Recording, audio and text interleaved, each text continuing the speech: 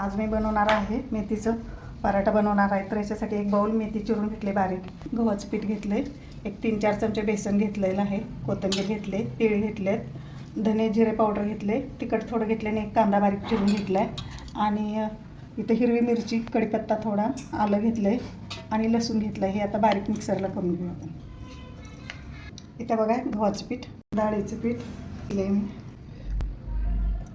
धना पावडर, तीळ, तिखट आणि कांदा, हिरवी मिरची, आलं लसूण बघा बारीक केलेला ठेचा. आपण आता हे मळून घेऊया पीठ. चवीनुसार मीठ, थोडीशी साखर घालायची.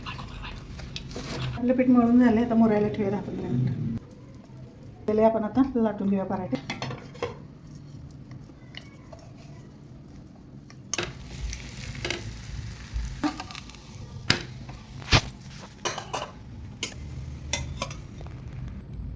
इथं माझा मेथीचा पराठा करून तयार आहे. माझी रेसिपी आवडली तर लाईक करा, शेअर